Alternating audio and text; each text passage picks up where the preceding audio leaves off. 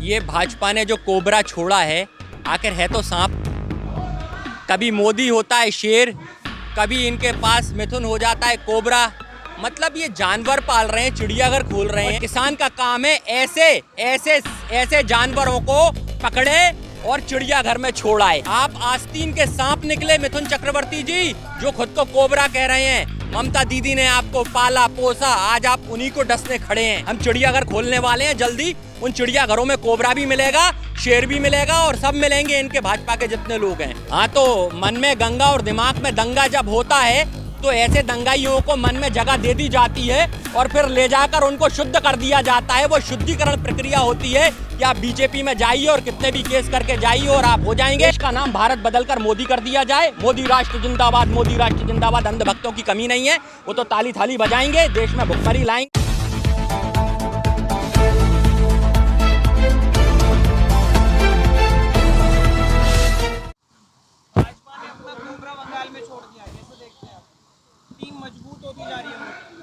देखिए, ये भाजपा ने जो कोबरा छोड़ा है, आखिर है तो सांप। कभी मोदी होता है शेर, कभी इनके पास मिथुन हो जाता है कोबरा।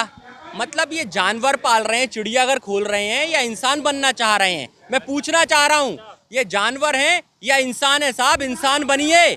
आप आस्तीन के सांप निकले मिथुन चक्रवर्ती जी, जो खुद को कोबरा कह रहे हैं। ममता दीदी ने आपको पाला पोसा, आज आप उन्हीं को डसने खड़े हैं।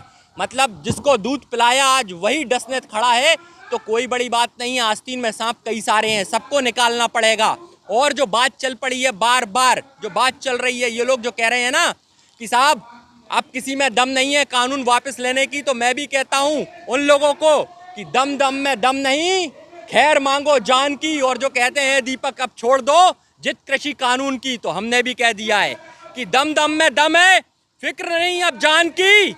और अब तो दिल में अलग उठी है आजाद हिंदुस्तान की, आजाद हिंदुस्तान की।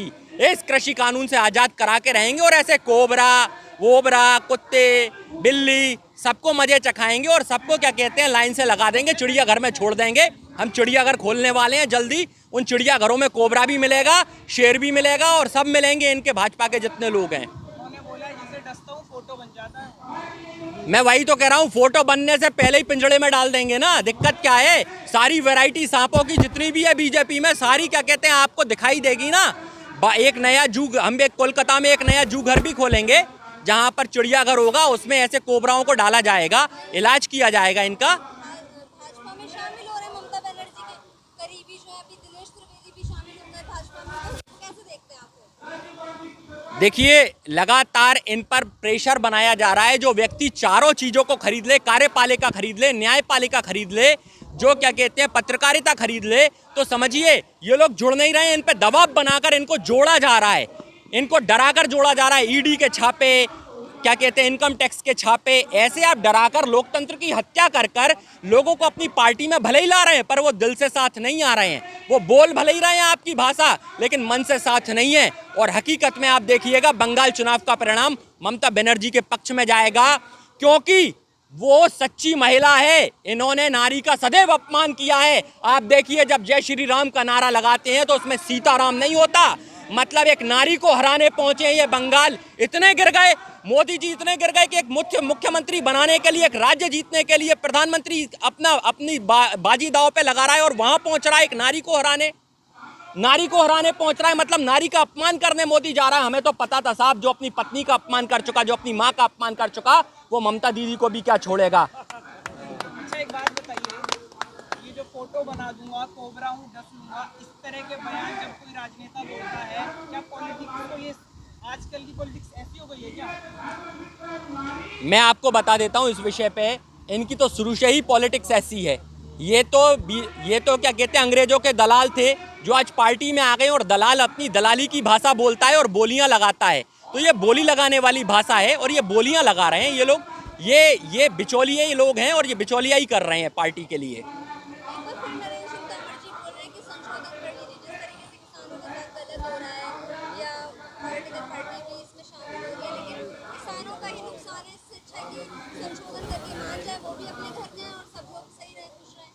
मैं भी चाहता हूँ हम भी घर चले जाएं, आप भी घर चले जाएं, और अच्छी बात है आप संसद छोड़ दें, अब हम संसद में आ जाएं।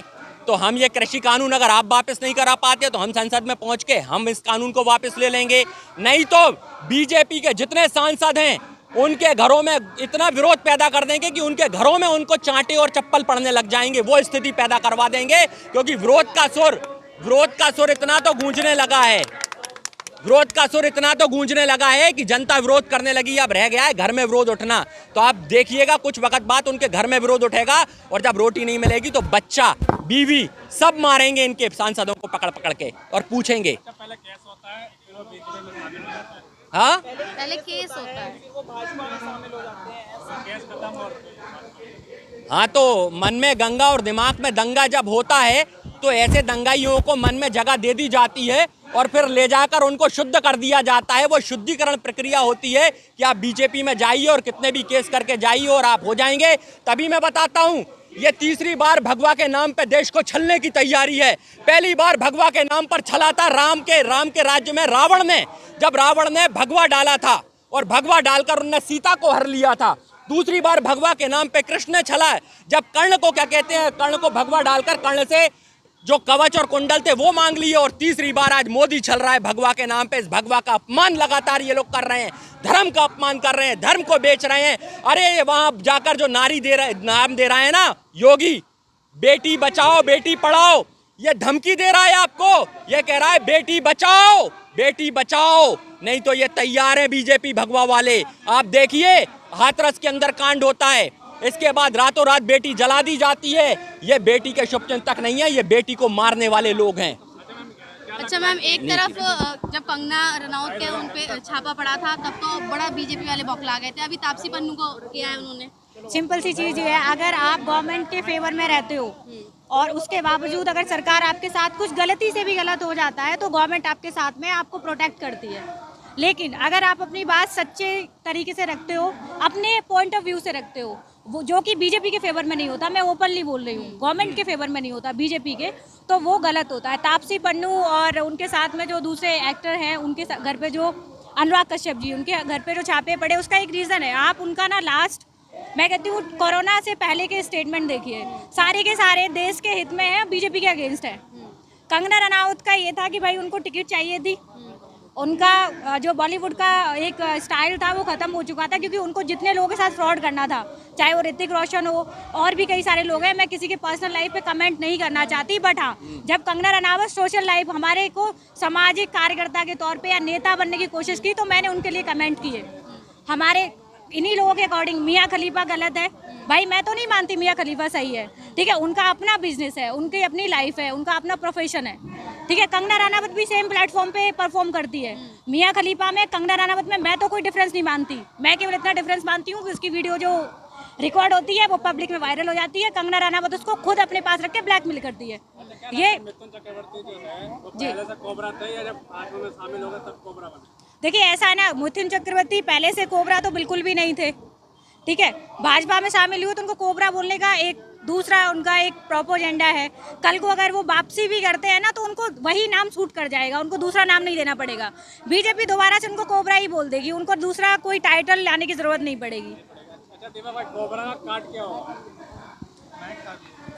कोबरा का काट नेवला होगा, क्योंकि कोबरा सांप का काट तो नेवला ही होता है ना। पर बात यह है कि किसान जानवर नहीं है, किसान इंसान है, और किसान का काम है ऐसे जानवरों को पकड़े और चिड़ियाघर में छोड़ आए। तो हम ऐसे जानवरों को पकड़ेंगे और इनकी नसबंदी करके इनको चिड़ियाघर में छोड़ देंगे।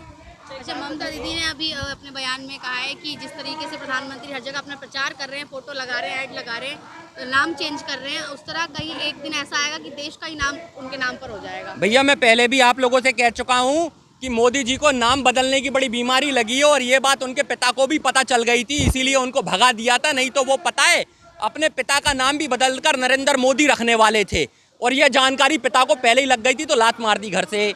इसलिए, और मैं फिर कह रहा हूं कि कोई बड़ी बात नहीं है, इस देश का नाम भारत बदलकर मोदी कर दिया जाए। मोदी राष्ट्र जिंदाबाद, मोदी राष्ट्र जिंदाबाद। अंधभक्तों की कमी नहीं है, वो तो ताली थाली बजाएंगे, देश में भुखमरी लाएंगे।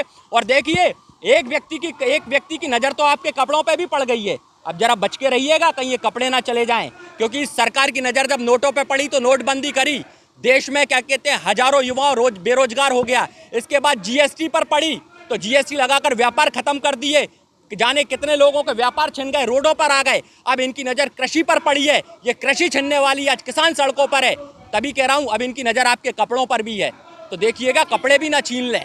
तो आज मैं एक बात बिल्कुल साफ साफ समझाना चाहता हूँ, उत्पादन के क्षेत्र में ये सिर के बल पर देश को चलाना चाह रहे हैं, जबकि देश चलता है आधार पे, आधार मतलब कृषि पर।